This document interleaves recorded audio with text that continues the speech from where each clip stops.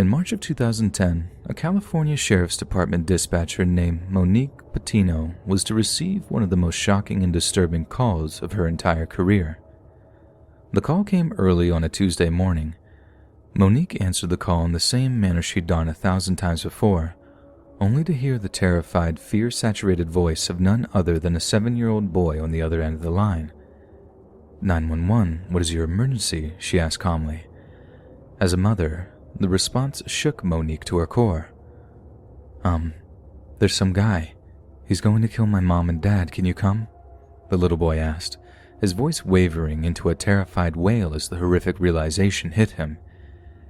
Can you come really fast and bring some cops, a lot of them, and bring soldiers too? Monique was the mother of 2 young children herself, and despite the fact that the child's terrified cries screamed through her head like nails on a chalkboard, she remained calm and professional, immediately dispatching nearby units of police to the family's home. Listen to me, she said to the young boy. Take a breath. I already have the police coming. Where are you at in the house? Inside the bathroom, the boy replied in between staggered, panicked breaths. 3 men, armed with small-caliber weapons, had managed to sneak into the family's house through an unlocked door in a home invasion intended to separate the family from their valuables. The family's 6-year-old daughter had ran out to their car to grab her school lunchbox so her mother could fill it before she drove them to school. But the assailants, in a green and gray 2-door compact car, had been casing the house, and when they realized that the little girl could well have neglected to lock the door behind them, they swooped in to take advantage. But the 7-year-old boy named Carlos had acted fast.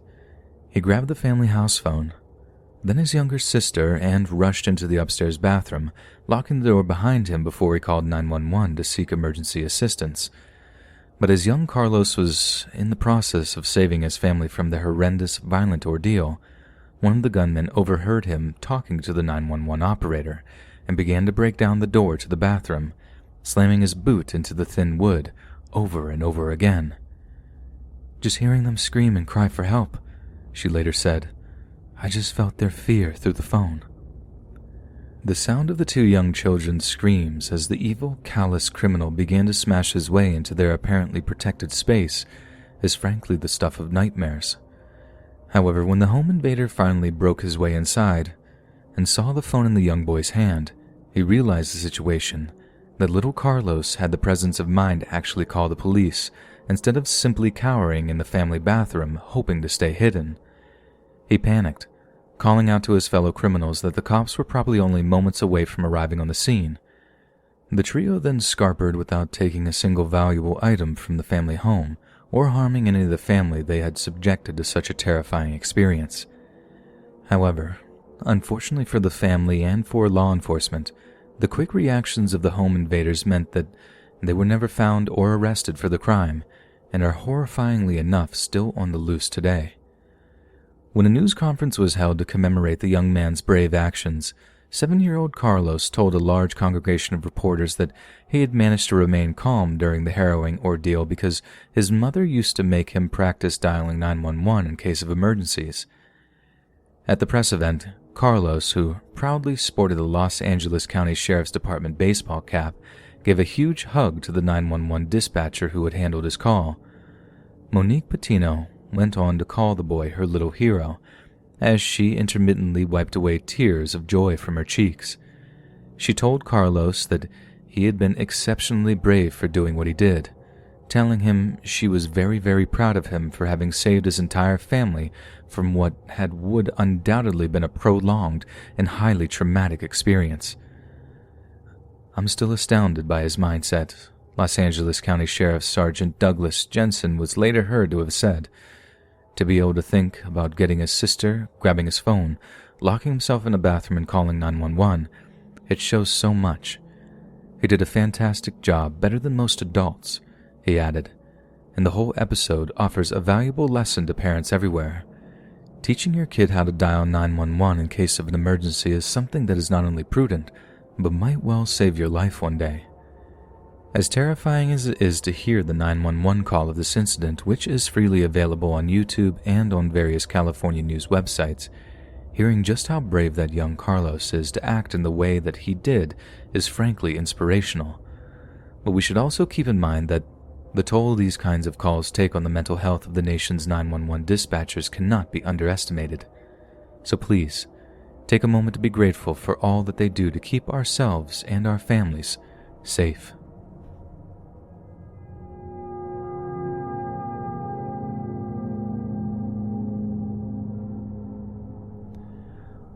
On October 26, 2014, a call came into a 911 dispatch center in the state of Florida. The call came from the 300 block of Southeast Walton Lakes Drive in the city of Fort Pierce. At first, the caller sounds practically timid and polite, informing the dispatcher that he is in need of the police, even calling her ma'am as he does so. The caller then calmly informs the dispatcher that a murder has been committed. He sounds resigned, not stating that he thinks that a murder has been committed, but that he knows it is a fact. By who, she asks, her tone still relatively calm. By me, ma'am, he replies. Who did you murder? The dispatcher then asks, starting to sound disturbed by what she's hearing. The response is haunting. I murdered my wife. The caller goes on to admit that he murdered his wife at around 7 o'clock that same morning, telling the dispatcher that his name is Checkingson Sinclair. Listening to the 911 call, it's horrifyingly clear how cold and collected Checkingson is, his tone rivaling even the most chilling portrayals of murderous psychopaths shown in Hollywood movies. He goes on to explain that his wife's body is still in the apartment they shared together, that he killed her with a gun, and that he shot her in the head in the couple's bedroom. Checkingson mentions that after he shot his wife in the head that morning, he calmly laid the pistol he murdered her with on the couple's dining table. All right, we got somebody coming out there to talk to you, the dispatcher then says, regaining some of her professionalism as she does so. But why did you do this? We got into an argument, Checkingson says plainly, and she came at me with a knife. I had to defend myself. She was going to attack me with a knife. When asked what his wife's name was, Checkingson replies that she was named Latoisa Argret. Latoisa was 24 and 7 weeks pregnant with her 21-year-old husband's child when he shot her in the head. The couple had been married for just shy of 8 months, but Checkingson was quick to inform the dispatcher that they argued and fought with alarming frequency. When asked how long the Fort Pierce Police Department will take to arrive at the apartment block, the dispatcher informs Checkingson that they will not be long at all, and pleads with him not to be near the gun when they arrive. He replies that he simply wants them to come over as quickly as possible so they can deal with the situation, and they will not be standing near the weapon when they arrive. Upon their entry into the couple's apartment, police officers found Latoisa's body exactly where her husband had said it was, on the floor of their bedroom, with a steak knife in her hand. At first, it appeared to be tragic but typical case of domestic violence that had unfortunately and horribly ended in murder by self-defense. But upon questioning the couple's neighbors, law enforcement began to become deeply suspicious. One neighbor told officers that they had been woken up by a loud bang as early as 6 o'clock in the morning and had heard another one follow soon after. But they failed to act on what they had heard because they knew the couple fought frequently and had assumed it was one of the pair slamming an apartment door. Despite the fact that the gunshots seemed to have occurred around 6 that morning, Checkingson didn't end up calling 911 until 9, a whole 3 hours later. This only deepened the concerns of the investigating police that his story was not entirely factual. Forensics examiners then noticed that the blood splatters around the bedroom were not consistent with the story of self-defense that had been claimed by Checkingson. Not only that, but skull fragments were buried in the bedroom wall, well away from where the fatal shot had penetrated the floor of the apartment. That there was no doubt in their mind that Latoisa's body had been moved after she had been shot and killed. They also recognized that the murdered woman's fingerprints were indeed on the knife, but not clear enough to confirm that she had gripped the handle at all. It seemed likely that not only had Checkingson moved her body after he had killed her, but he had also placed the knife in her hand in an attempt to make it appear as if though she had attacked him. When confronted with this evidence by homicide detectives, he admitted the truth. He admitted that he had wanted to kill his wife after he confronted her over a text message she received from a former boyfriend. He went on to confess how he had serious doubts that the child that Latoisa was pregnant with was actually his, and that the couple argued so frequently because he was insecure and jealous, constantly suspecting his wife, as well as countless previous girlfriends, of being habitually unfaithful to him. Checkingson then officially changed his story regarding how the murder unfolded, telling police that he and his wife had gotten into a verbal altercation early on the Sunday morning about a text message she received from another man. Latoisa denied any infidelity, asserting that the 7-week-old baby inside of her did indeed belong to him, and that he had nothing to be jealous of. But this did not calm Checkingson down. He took her cell phone, walked into the couple's bathroom, and violently threw it into the toilet, smashing the screen and inflicting a heavy amount of water damage to the phone's motherboard. Latoisa then screamed at him, furious that he should essentially accuse her of lying to him. Checkingson, now apoplectic with rage that his wife was now raising her voice to him, retrieved his pistol from the bedside drawer, aiming it at her head, and pulled the trigger. Because he was shaking with anger, Checkingson's aim was poor. His first shot grazed his wife's skull, splitting off chunks of bone fragment that were later found by the forensic examiners. This first shot knocked her to the floor, stunning her. At this stage, she was absolutely no threat to anyone and presented absolutely no danger to her husband, horribly contradicting his initial story of self-defense. Then, as she lay face down on the bedroom floor of their small Fort Pierce apartment, Checkingson walked around the bed, fired another shot. He then proceeded to send a text message to a close friend, informing them that he wouldn't be able to participate in fantasy football that season, as well as texts to his mother and brother telling them that he loved them. This wasn't just a murder. This was an execution, Assistant State Attorney Brandon White had later said at the murder trial. There was a good chance that any sane or rational individual would have come to their senses after the first shot was fired. It was a shot to the head, one that fractured a woman's skull, but Checkingson Sinclair actually stopped to check if his wife was still alive, and discovering that she was, fired another shot square into the back of her head, straight-up execution style. Under Florida law, because Sinclair was convicted of first-degree murder in the death of his wife, the death of his unborn child also became a first-degree murder. Because Sinclair pled guilty, the state did not seek the death penalty and spared his life, and so he sits in a Florida penitentiary to this very day, to wander of the life he might have led with his wife and child, had he not opted to pull the trigger on that fateful October morning.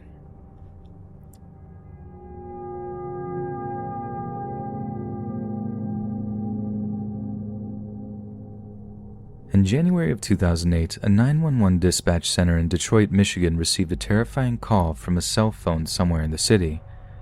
But when the operator answers, asking what the caller's emergency is, it initially seemed like there is no one on the other end. But this is not a classic accidental case of butt dialing 911, as the horrified dispatcher began to hear something hideously unnerving coming from the other end of the line. "Let us go," a female voice screams. "Hello? Is anyone there?" The dispatcher asked frantically, but still there was no direct reply. However, what she heard next made the hairs on the back of her neck stand on end. "So you're gonna kill us, then put us in the trunk?" "I'm not gonna put you in the trunk," a voice is heard to say. It's a gruff, male voice full of malice. "Then what about afterwards?" The female on the other end of the line is heard asking. "There is no afterwards," comes the ominous reply. The dispatcher then heard the man mention something about going to prison forever, then some unspeakable things, along with another garbled piece of speech that seemed to reference some kind of murder weapon. The dispatcher acted fast. Since the call was coming from a cell phone, the dispatcher was able to make a note of the longitude and latitude that the call was being received from before passing the information along to their lieutenant. The coordinates showed it was coming from Pinewood Street near Hoyt in the city of Detroit. But suddenly, the phone call cuts out and the dispatcher feared the worst. Yet thankfully, just minutes later, another call came in from the same number, with the same girl crying in the background, only this time, it came with a differing set of coordinates. This happened over and over again, a repeating cycle of calls and hang-ups, until police were able to fix the cell phone at a stationary location, immediately sending units out to patrol nearby streets. "I'm not trying to sneak out," the same girl screamed in the background of yet another call. "Don't punch me, please. I'm sorry.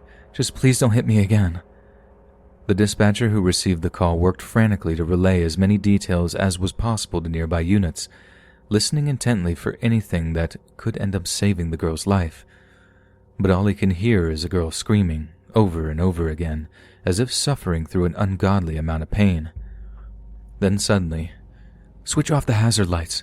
Switch off the hazard lights!" the male on the other end of the line begins to roar. In a flash, the dispatcher relays the information to nearby police units, quickly telling them to look for a stationary vehicle with hazard lights flashing. "Help us! Please help us!" the girl begins to scream, seeming like she can actually see police officers from wherever she is. A wave of relief washes over to the dispatcher as the next thing he hears over his radio contact with the Detroit Police Department. "Unlock the car! Police officers! Unlock the car!" they scream. "Show me your hands! Don't move! Do not move!" "Thank God you're here." "He was violating us," the girls are heard to sob. There is a brief scuffle as the kidnapper is put into cuffs, while the dispatcher listens the entire time. One of the girls had managed to call 911 while keeping her hidden cell phone in a pocket to hide the fact that she had attempted to contact emergency services. This has helped guide the police onto their location, possibly saving their lives. "All right, I think we got this under control," an officer is then heard to say. "Thanks, dispatch."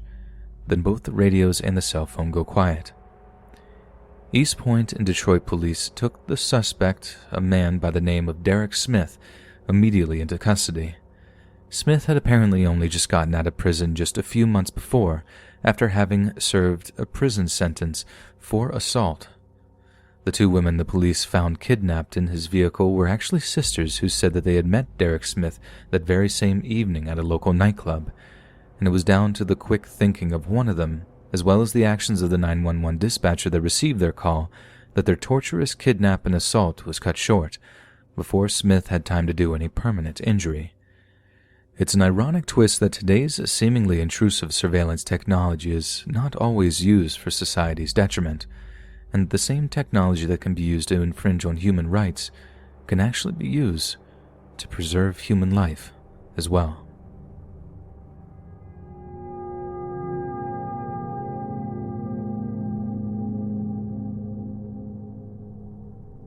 On the night of July 9, 2010, a call came into the Orange County Sheriff's Office, originating from a recycling company in the city of Orlando, Florida. As calm as could be, the operator picked up the call and asked what the emergency was. "I'm at Smurfit Stone, Orlando, which is on 7th Avenue, the caller said, sounding surprisingly calm considering the words that came next. "I just got my leg amputated by a baler. I need 911 emergency assistance immediately, please." A baler is a piece of machinery used to compress and cut raked products, such as hay or cotton, into compact bales that are easy to handle, transport, and store. Industrial balers are also used in material recycling facilities, primarily for baling metal, plastic, or paper for transport. The caller had been working the night shift when the baling machine jammed. He unclogged it, but before he could get out, it started up again, and the compacting ram began moving towards him.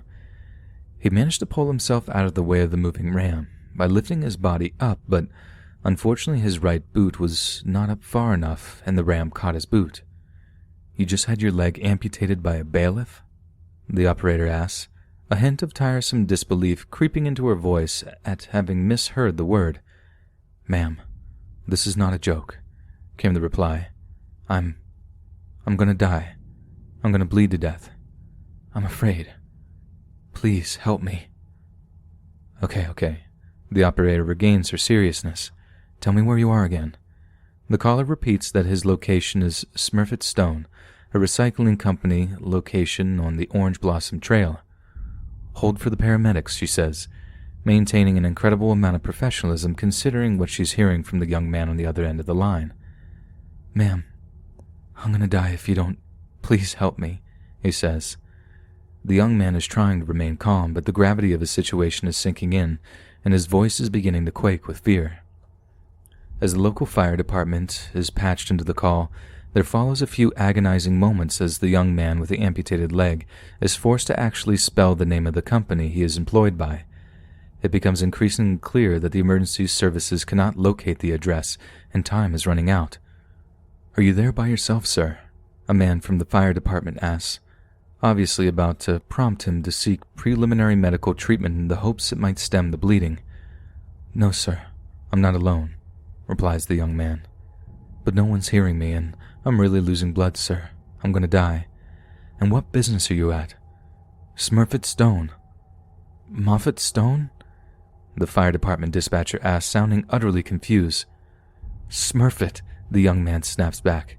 His life is on the line, and this is the third or fourth time he's had to spell it out. Smurfit. Smurfit. Do you have anything to control the bleeding with? The dispatcher then asks. I have nothing, sir. The young man's voice begins to shrink. Each second that passes is one that brings him closer to bleeding out. Hopelessness begins to saturate his tone. Okay, are you or your leg stuck in the machine? The operator knows that if this is the case, the constriction might be doing a good enough job of stemming the bleeding, but the reply is not good. I'm out, but my leg is down there. Was the cut above the knee or below the knee? The dispatcher then asks, perhaps the second most crucial question that is asked that night. Below the knee, it was under my ankle, the young man replies. In light of the grim situation, this is excellent news. If the severance was around the young man's thigh, it would have severed a femoral artery, and it was likely he would have bled to death in mere minutes. And how old are you, sir? I'm 20. Barely out of his teenage years, the young man has suffered life-threatening injuries, but has the presence of mind to keep calm enough to follow the instructions that might have just saved his life. Do you have anything at all you could use to control the bleeding, even if you have to take your shirt off? The operator asks. I can wrap my jeans up around it, the young man replies. Good. You don't have to tie it up as tight as a tourniquet, but you need to apply pressure. You can do that, right? Right? Comes the reply. But sir, I think I'm going to pass out. If I do, can you please do me a favor? Can you call my mother? I'm going to die, so please tell her I love her. We're coming, sir. The dispatcher responds, clearly affected by the man's dying plea. You're not going to die. Everything's going to be all right, okay? We're coming as fast. The dispatcher's voice breaks off, trembling as he says his next words. We're coming as fast as we can, but I want you to control the bleeding with your hand, okay? Yes, sir. I'm controlling it, the young man replies, sounding weaker and weaker by the second. But how much blood do I have to lose before I die? The question is so sincere it's heart-wrenching. I don't know. Just hold that shirt. Just continue to hold that shirt on there. I'm gonna die, the young man states. He sounds resigned to his fate now. No, you're not, sir, the operator asserts. My mother is gonna... The caller breaks off into a laugh like the operator's resolve has renewed his bravery. I'm not gonna die from this. My mother's gonna kill me. Have you called her? We will, sir. We will call her. Can I just ask if any other calls have come in from this location? The young man asks. I'm curious if any of my coworkers have called. I don't see any other calls. That's great. The young man replies with a sarcastic laugh. I love these guys. There's a brief silence before the young man speaks again. Sir, what's your name? He asks. Yeah, I'm here. My name is Jeff. I love you, dude, the young man says. A few sniffles can be heard down the line as the young man begins to tear up. We're coming as fast as we can, sir. Just keep talking to me and use your other hand to control that bleeding, okay? Jeff, can you please pray for me real quick? Can you pray with me? The young man asks. Go ahead, sir. Dear Lord Jesus, the young man begins. I bring you all my sins I've ever committed, and I love you so much. Please don't let me die. But if I do, please let me go to the good place. I know I've done so much in my life, Lord. I've done so much, but please, just let me be okay. And if I'm not, please let me live in heaven with you. Please be with my mother too. Keep her strong, 'cause I know she's not going to be happy. God, please let me get through this. There was another brief silence, more sniffles coming from the other end. Sir, I can't hear any ambulance or anything. Desperation creeps into the young man's voice. They're coming as fast as they can, sir. Are you sure you have the right address? You're down off of, you're off of Land Street Road, right? Yes, sir. The man sounds renewed again. Hope returns to his voice. Are they gonna have painkillers for me? If you need it, they're gonna give you whatever you need, okay? I think I'm gonna throw up. Am I gonna die? The fear in the young man's voice is palpable. You're not gonna die, sir. But you're feeling pretty faint, right? But that's why I want to keep you talking to me. How's the bleeding right now?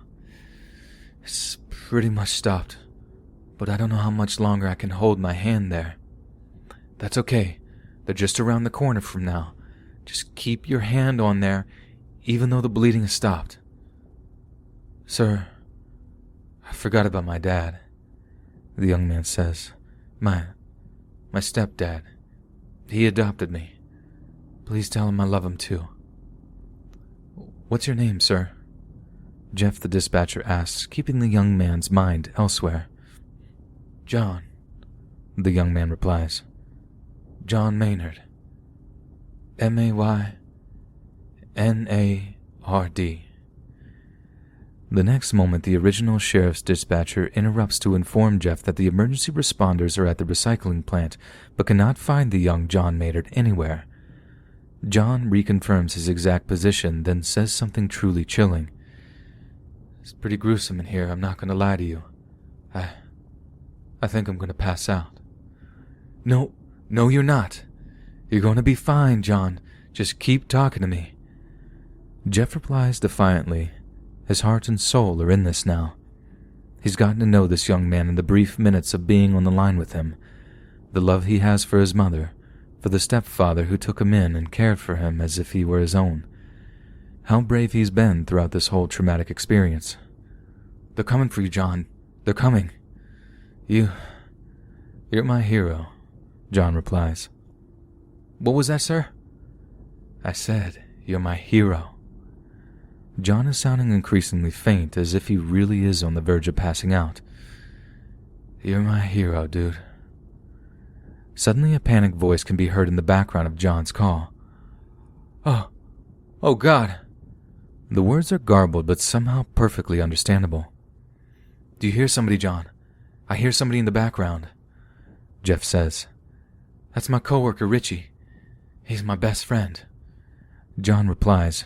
Richie is clearly stunned and horrified by what he's found, but he keeps it together just long enough to rush to the oncoming emergency workers, guiding them into John's location to render him aid. I love everybody, John says, sounding weak, but full of hope. It becomes clear throughout the next minute or so that 2 responding police officers have arrived, the closest unit in the area. John begins to talk to them as they provide him with some basic first aid and hands up the phone soon after. But his final words to the dispatch officer are some which would melt the hearts of even the hardest. I'm going to write you a letter and send you flowers, he says. Then the line goes dead. He survived the incident and kept his word that he could write to Jeff the dispatcher, who helped save his life that night. It was the longest 16 minutes of my life, John Maynard wrote after his recovery. Later in the hospital, he had his leg amputated 6 inches below his knee and has since learned to walk with a prosthetic. Very pleased with the job you did, keeping me alert and responsive, he wrote in his letter to him. John has stayed in contact with all of those that helped him that night, including the responding police officers who found him. But he has refused to let the injury ruin his life, and has even gotten married since July 9th, 2010, the night he sustained his life-changing injury. John now runs, rock climbs, and even set up a YouTube channel under the name Crew 9T. It was initially described as a coping mechanism to help him deal with such a traumatic event, but has since described it as growing into something much bigger. The channel was more from a small personal project into a way of providing help and guidance to recent amputees, along with older amputees who still need help in their daily lives. The channel also functions as a teaching tool for anybody who is interested in learning more about amputees and their way of life. My accident has changed my outlook toward the world, and I feel that my goals and even my way of thinking have changed too, Maynard has stated in his videos. My goal now is to help encourage other amputees to continue on with their lives. Just because you lose a limb does not mean that you should lose your life. I want to show any amputee struggling with their situation that life does go on, and it can be better than you could have ever imagined.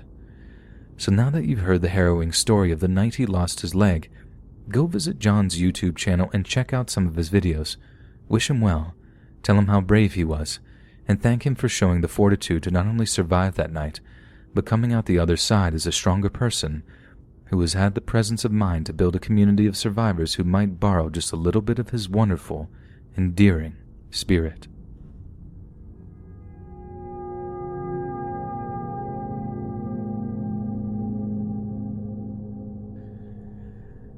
It is 4 in the morning on December 18th, 2012. A 911 dispatcher in Colorado receives a call from Longmount, a community about 30 miles northwest of Denver. 911, what's the address of the emergency? The dispatcher asks in her usual calm and professional manner. 11464. The caller breaks off and goes silent. She is panting, trying to keep her voice as low as possible. I need you to say the address, the dispatcher says, sounding half concerned, half frustrated. I can't understand you. 11464 Hot Springs, the caller replies. Her words are followed by a strange series of clicks coming from her end of the line. Okay, the dispatcher asks. I'm going to need you to repeat the address just once more to make sure I have it right. But the caller doesn't repeat the address. Instead, she begins to cry out in a voice that is flooded with terrified pleading. No, no, no, please, no. A loud crack can then be heard from the caller's end of the line, followed by a deep thud, then another loud crack. The dispatcher keeps as calm as possible, asking if the woman on the other end is still there, but she does not speak again. Instead, the next voice to be heard on the line is that of a man. Hello? Okay, this is 911, the dispatcher says. What is going on? I just shot everybody, the man replies in a matter-of-fact tone. You just shot everybody? The dispatcher sounds shocked and outraged. Yeah, the man confirms. Okay, what is your name? The dispatcher asks, a hint of fury in her voice. Pablo Sanchez, comes the reply. How many people did you shoot? 3. Pablo says, sounding almost impressed with his own ability to murder. You shot... Who people? Who did you shoot? The dispatcher is so taken aback she can barely get her words out. My ex-girlfriend, Pablo replies. 'Cause she was cheating on me, with Roy. He talks as if everyone knows who Roy is. Okay. The dispatcher begins a flurry of typing, trying to dispatch the police officers to the address as quickly as physically possible. And, so... I'm gonna shoot myself right now, Pablo says again with a disturbingly matter-of-fact tone.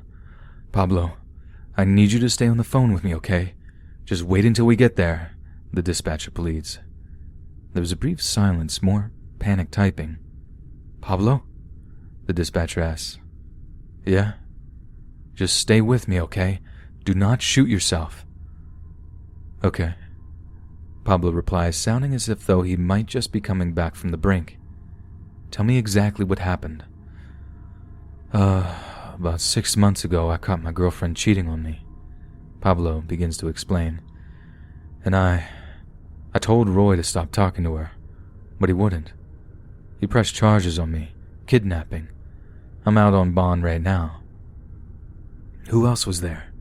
The dispatcher asks. Who else was there with you tonight? There are other 2 people. Do you know who they were?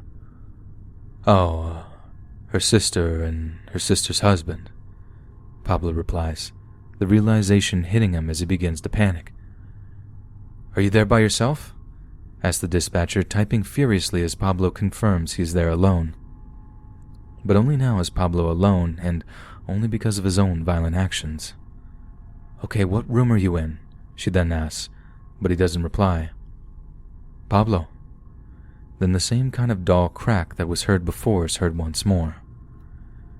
The local sheriff's department later confirmed that Daniel Pablo Sanchez shot and killed his ex-girlfriend, Beatriz Cintora Silva, who had been staying with her sister and brother-in-law at the home after she left Sanchez on Thanksgiving following a physical altercation.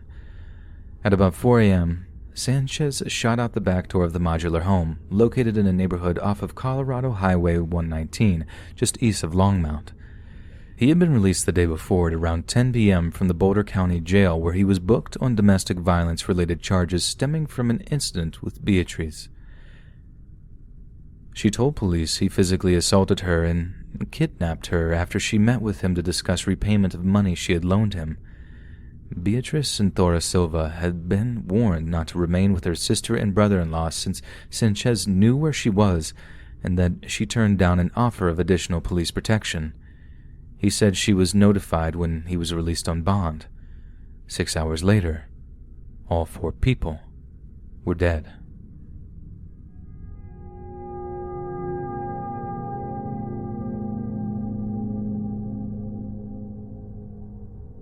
My name is Teresa, and I work as a 911 dispatcher here in Michigan for 8 long years.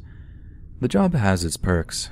The pay was pretty good, because $22 an hour was nothing to sniff at for someone like me, someone with absolutely nothing in the way of college prospects. It turned out that all I needed to apply was my high school diploma, a willingness to knuckle down and soak up the on-the-job training, and the will to listen to some of the most haunting, terrifying things that anyone could possibly hear. The first 2 came relatively easy, the last one not so much. But after a while, the mix of mundane, my neighbor's dog barked at me kind of nonsense, and the adrenaline-soaked, lives on the line kind of calls made for a weird dichotomy.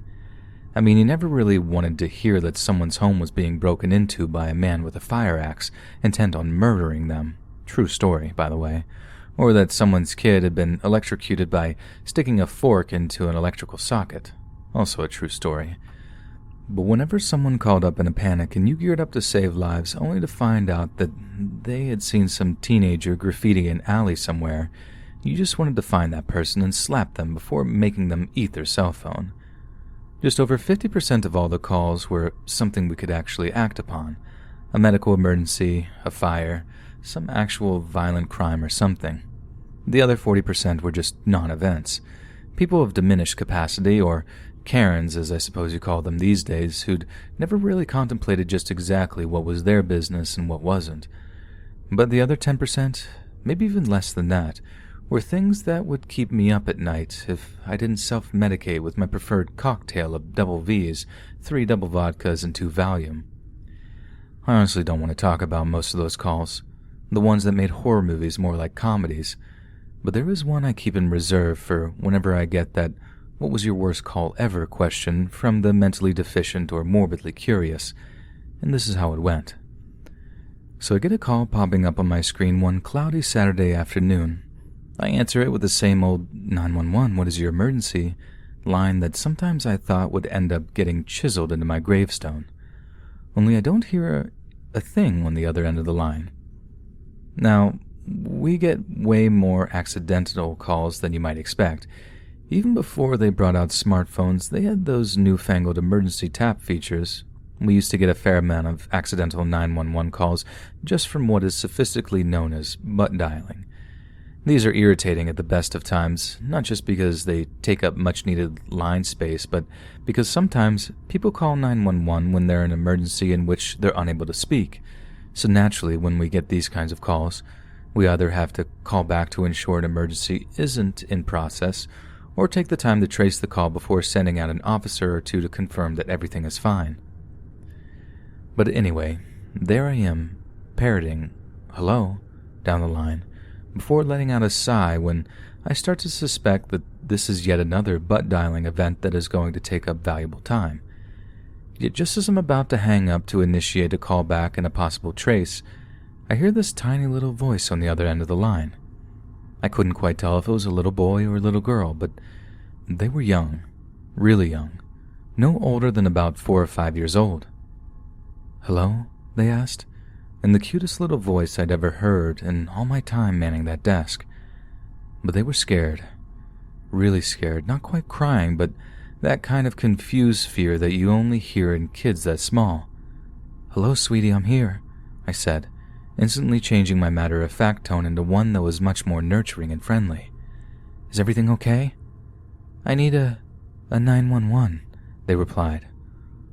"Well, you did a great calling 911, sweetie, good job. Are Mommy or Daddy there? Can you give them the phone for me?" "Daddy isn't here, but Mommy is." "Okay, sweetie, can you be a really good kid and put Mommy on the phone for me?" I asked, remaining as patient and calm as I possibly could. There was every chance this was just some kid being silly, but something in their little voice made me think otherwise, and I was right. What they said next is something I heard over and over again for months after. "Mommy's eye fell out." I paused, hoping I misheard her, praying I'd misheard her. "What was that, sweetie? Mommy's eye fell out?" "Yeah, it's fell out and she won't get up," she repeated.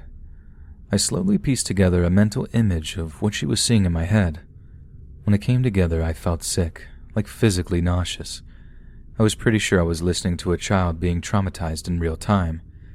Yes, I've had worse calls, more violent calls where I've literally listened to a person lose their life on the line. But for some reason, hearing that kid describe what I imagined to be her dead or dying mother, hearing that kid's innocence being burned away by whatever horrendous image she was seeing, that was all so much worse. "Sweetie, do you know where it is you live at?" I remember asking the kid. There was a slim chance they knew a street name or a neighborhood, but I commenced a call trace all the same. We needed the cops out there double time to get her away from whatever she was seeing. "Yeah," she replied. "I live at home." With being a home phone, the trace took seconds, and I kept them on the line while I directed the nearest active unit of cops onto her location. "Sweetie, do you know what happened to Mommy?" I asked her. My number one concern at the time was that someone had actually attacked their mom, and whoever that was might still be in or around the home with the potential to hurt the kid. "Mommy and Daddy were shouting," they replied. Okay. I need you to not look at Mommy anymore. Can you do that for me, sweetie?" "Yeah." "I want you to turn away from Mommy and look at something else. Do you have a stuffy or anything else that you'd like to look at?" "I have Olaf," she replied, which I later learned was the snowman character from the movie Frozen. "Okay, I want you to stay on the phone with me and look at Olaf." I tried everything I could to keep them from looking at her mom, asking them to describe Olaf to me in as much detail as possible, and asking question after question just to keep their little mind occupied. I kept talking until I heard the cops were on the scene. They had no problem getting into the apartment in question because apparently the door was left wide open. The kid, who turned out to be a little girl of just 4 years old, was taken to child services, where she is now on the verge of entering the adoption system. Hopefully she'll find a family that will care for her and give her the happy, stable life that she so richly deserves. It turned out that the girl's father was never around, and that the man that had beaten her mother to death with a claw hammer was actually the woman's current boyfriend, who had a history of drug use and violence against women.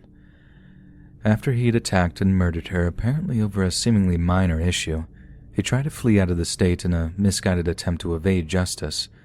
But thanks to a busted taillight, he was pulled over in a routine traffic stop and acted too skittish that the traffic cop ended up detaining him while he searched his car. Apparently the cop found the bloody claw hammer in the trunk of his car and arrested him there and then. Like I said before, this isn't the worst call I'd ever received during my time in the job. There are some that still give me nightmares years later, but this is the worst one that I'm still comfortable talking about, maybe just because it has a semblance of a happy ending, given that the little girl in question ended up getting adopted by a loving couple who just so happened to be looking to give a home to a kid, just like her.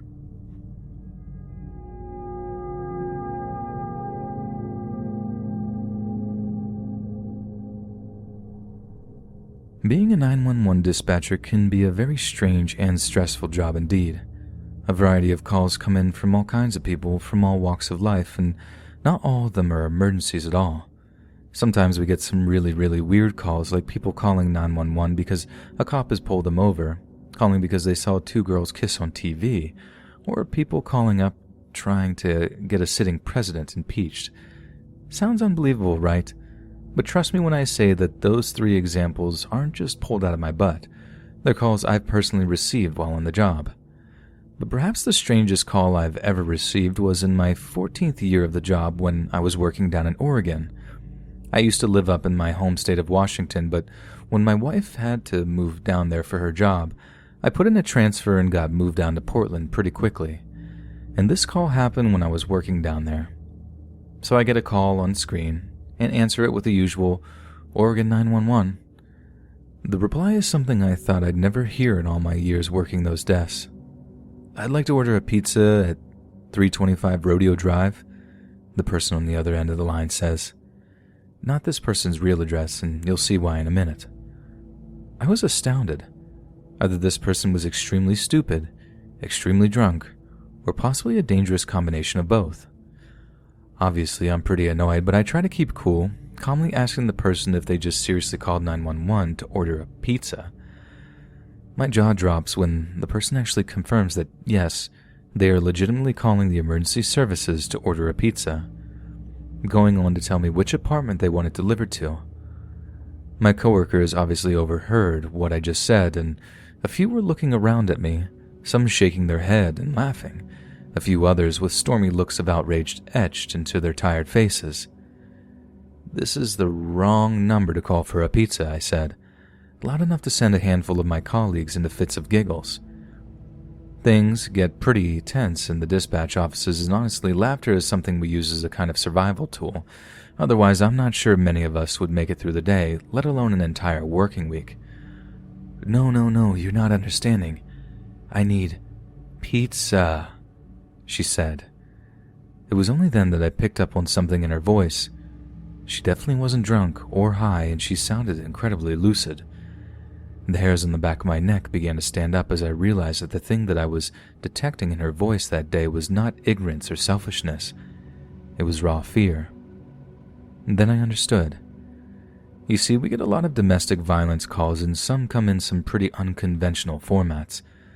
I wasn't entirely sure this was one of them, so in a low voice I got to confirming. "Is the other guy still there?" I asked. "Yup, I need a large pizza," she said. And I can't quite put into words here, but the way she said it was just full of relief, like she was so glad that I'd managed to pick up on what she was really saying. I then asked her if she needed any medical assistance sent out to her apartment building. I couldn't hear any pain or discomfort in her voice. She was keeping amazingly calm considering she was in such a messy situation, but better to be safe than sorry, right? Her response was something I'll never forget, almost as comical as it was disturbing. "No, with pepperoni."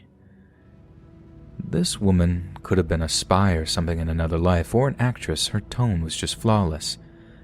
I asked her to hold the line for a moment, to pretend the guy at the pizza place's pen had ran out or something, then immediately got in touch with local police officers. I told them it was a domestic violence call, but made it clear that they were to turn their sirens off before they got there, filled them in on the whole pizza order cover story thing, and obviously stated that the woman in question would be at risk if her abusive spouse or boyfriend caught on to the fact that she called 911.